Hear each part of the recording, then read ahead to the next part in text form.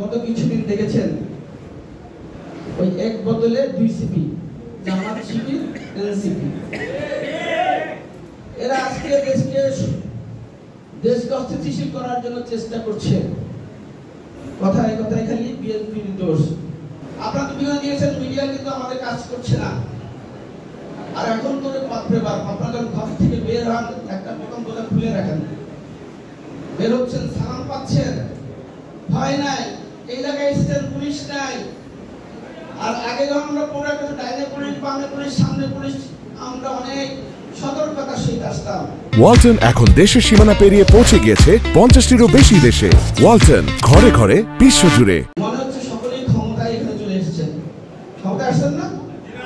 না না, ক্ষমতা তো আসছে না। তাহলে টেন্ডারবাজি কারা করছে? বালুর মহল কারা দখল করছে? ওই হিন্দুদের বাড়ি কারা আক্রমণ করছে? তাহলে আপনারা তো শহীদ জিয়ার সৈনিক, এটা প্রতিহত করবে কে? তারেক রহমান একা? তারেক রহমান কিন্তু আপনাদের নিয়েই তারেক রহমান, এই বাংলাদেশের জনগণকে নিয়েই তারেক রহমান। তার 31 দফা দিয়েছেন, সেই 31 দফা বাস্তবায়ন করবেন আপনাদের নিয়ে। অতএব ওই টেন্ডারবাজ, রাস্তা দখলকারী, বাড়ি দখলকারী, চাঁদাবাজ, তাদেরকে প্রতিহত করতে হবে। সেখানে যদি আপনারা পড়েন, সেই জন্যই আজকে এখানে আসা। আমার যে সহযোদ্ধারা 17 বছর মামলা হামলা গুমের শিকার হয়ে এখনো রাজপথে টিকে রয়েছে, এখানে রয়েছে, সেই সহযোদ্ধারা একটি কারণে যদি বহিষ্কৃত হন, আমাকে ভালো লাগবে? আপনাদের কারো ভালো লাগবে?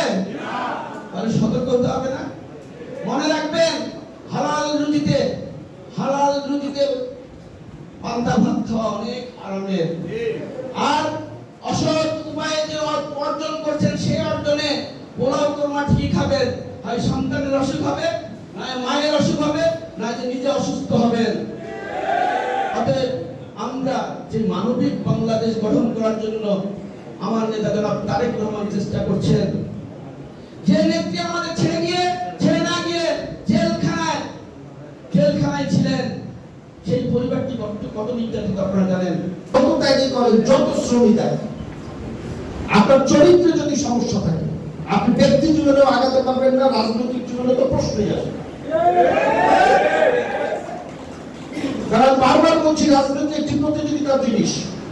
আপনার পাশে বসা যে লোকটি সারাদিন একসাথে চলেছেন, 3 বেলা একসাথে খেয়েছেন, রাতে ঘুমিয়েছেন, এক বিছানায় ঘুমিয়েছেন, ও ঘুমানোর আগে পরিকল্পনা করে কিভাবে আপনাকে টেনে হিচড়ে আপনার জায়গাটা থেকে নিচে নামানো যায়। এটা বাংলাদেশে যেমন সত্যি, সারা পৃথিবীর ইতিহাসে সত্যি। এটি এই 21শ শতাব্দীর 2025 সালে 26 সালে যেমন সত্যি, যখন খোলাফায়ে রাশিদুল্লাহ শাসন আমল ছিল তখন সত্যি।